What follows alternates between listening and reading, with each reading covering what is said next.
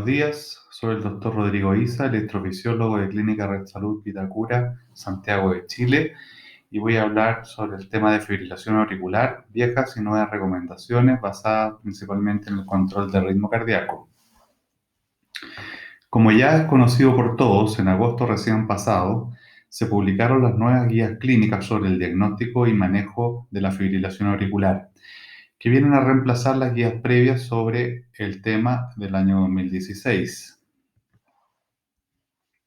Y como es habitual en este tipo de reportes, se realiza una extensa tabla de contenidos que va desde las definiciones hasta las alternativas terapéuticas de la fibrilación auricular.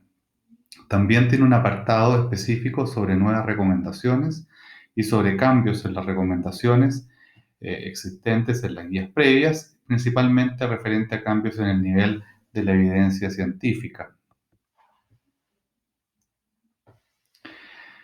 Se actualiza el enfoque respecto al tratamiento de la fibrilación auricular, consiguiendo una mirada más integral del paciente y no solo un enfoque específico de la arritmia cardíaca.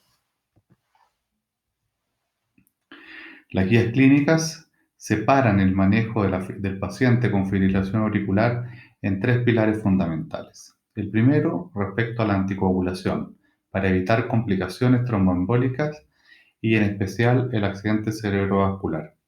El segundo pilar son un conjunto de medidas para tener el mejor control de los síntomas posibles. Y en el tercer pilar, la detección y manejo de los factores de riesgo cardiovascular y las enfermedades concomitantes. Inserto en el capítulo sobre control de síntomas está el desarrollo de las recomendaciones sobre lo que denominamos la estrategia de control de ritmo cardíaco.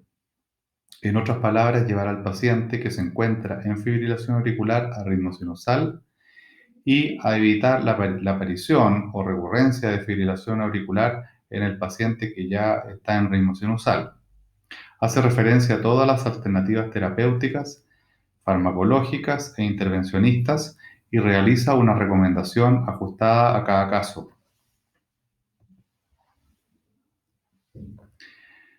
Lo primero, por mencionar, es cuándo estaría recomendada la estrategia de control de ritmo cardíaco. Esta estrategia estaría recomendada principalmente en pacientes con fibrilación auricular sintomáticos y en los cuales esperamos una mejoría de los síntomas y por ende de la calidad de vida. Como puede observarse, no hay un cambio respecto a las guías previas. No hay una recomendación nueva sobre su utilidad para disminuir la morbimortalidad, por ejemplo. Estas guías clínicas también hacen mucho hincapié respecto al énfasis que ponen a la evaluación de los síntomas y la calidad de vida. Por ejemplo, buscar síntomas en pacientes que podrían considerarse asintomáticos y no lo son, tal como se describe aquí en la figura, o por el contrario, también descartar síntomas que podrían ser en primer lugar atribuibles a la fibrilación auricular, pero que no corresponden con esta arritmia. También evaluar si existen factores de riesgo que favorezcan la estrategia de control de ritmo cardíaco. Hay una tabla aquí de una serie de elementos, por ejemplo, pacientes jóvenes, primer episodio, con una historia corta de fibrilación auricular, etcétera, que son factores que favorecen la estrategia de control de ritmo cardíaco.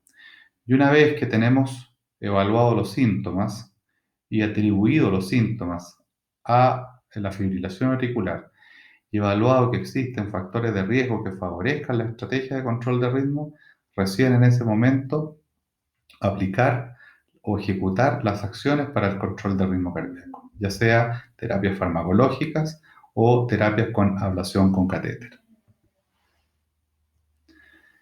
Referente a la cardioversión eléctrica, la verdad que no hay muchos cambios con respecto a la guía previa. En primer lugar, evaluar el estado de anticoagulación del paciente. En segundo término, evaluar el tiempo de evolución o de duración del episodio actual y con estos elementos definir cuál va a ser el mejor momento para realizar la cardioversión eléctrica. Y a continuación, definir también la continuación de la terapia de anticoagulación.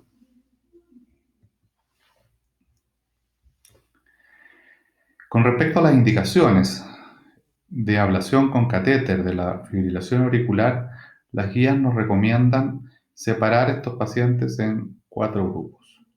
Los pacientes con fibrilación auricular paroxística, aquellos con fibrilación auricular persistente, que no tienen factores de riesgo considerados de recurrencia, aquellos que son persistentes pero que tienen criterios o factores de riesgo mayores para recurrencia en fibrilación auricular, y aquellos pacientes que son paroxísticos o persistentes pero que tienen insuficiencia cardíaca con fracción de eyección reducida.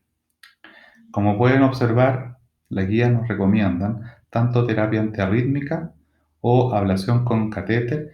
Va a depender mucho de la elección del paciente y entrega distintos niveles de evidencia y recomendaciones según el tipo de paciente. En los casos en cual, por ejemplo, ha fallado la terapia antiarrítmica previa, la guía también considera, en este caso, con una indicación clase 1, para los casos en cuales la arritmia es paroxística, persistente con o sin factores de riesgo y que han fallado en la terapia antiarrítmica, realizar una ablación con catéter.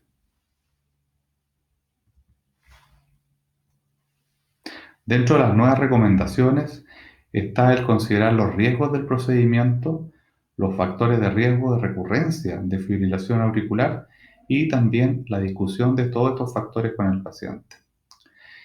Con respecto a la necesidad de repetir el procedimiento, también existen nuevas recomendaciones sobre que si el paciente tuvo una mejoría sintomática con una ablación previa y ha tenido una recurrencia de fibrilación auricular, en este paciente las guías le dan una clase 2A de recomendación a que el paciente se realice una nueva ablación con catéter. También la guía propone una serie de nuevas recomendaciones no presentes en la guía previa. Por ejemplo, la ablación debe ser considerada luego de un fallo en la terapia antiarrítmica, tanto en la fibrilación auricular paroxística como persistente, con una evidencia clase 2A. También que la ablación debe o puede ser considerada como primera línea de tratamiento en pacientes seleccionados, ya sea en pacientes con fibrilación auricular paroxística o persistente. Y respecto a la técnica, también hay nuevas recomendaciones. Por ejemplo, que las lesiones adicionales al aislamiento de venas pulmonares podrían ser consideradas, pero le da una evidencia de clase 2B porque no está bien establecido cuál de todas estas alternativas al aislamiento de las venas pulmonares podría ser beneficioso en cada paciente. Y le da un nivel de recomendación clase 1 al control estricto de los factores de riesgo como parte de la estrategia de control de ritmo. También la guía nos muestra algunos cambios en las recomendaciones y aquí voy a presentar algunos ejemplos. Pasa a ser una recomendación clase 1 aquellos pacientes que tienen una fibrilación auricular paroxística o persistente, con o sin factores de riesgo y que han fallado a la terapia farmacológica. Este es el mismo diagrama que les mostré previamente. Estos pacientes que son paroxísticos o persistentes, sin factores de riesgo o con factores de riesgo, que han fallado a la terapia farmacológica, la guía les da una recomendación clase 1 y las guías previas les dan una recomendación clase 2A. También pasa a ser una recomendación clase 1 como primera línea de tratamiento a pacientes que tienen una disfunción sistólica del ventrículo izquierdo y cuando ésta es altamente probable que sea inducida por taquicardia. En la guía anterior era una recomendación 2A. Hoy día a estos pacientes con disfunción sistólica del ventrículo izquierdo y taquicardia y miopatía tienen una indicación clase 1 como primera línea terapéutica la ablación de la fibrilación auricular. También pasa a ser clase 1 todos aquellos pacientes en los cuales se va a hacer un intento de ablación de fibrilación auricular que deben realizarse un aislamiento completo de las venas pulmonares. Como conclusión, puedo decir que las guías clínicas hacen un énfasis muy especial en el control de los factores de riesgo, en el manejo multidisciplinar para llevar a cabo una buena estrategia de control de ritmo y eleva el nivel de recomendación de la ablación con catéter según la evidencia disponible en la actualidad. Muchas gracias.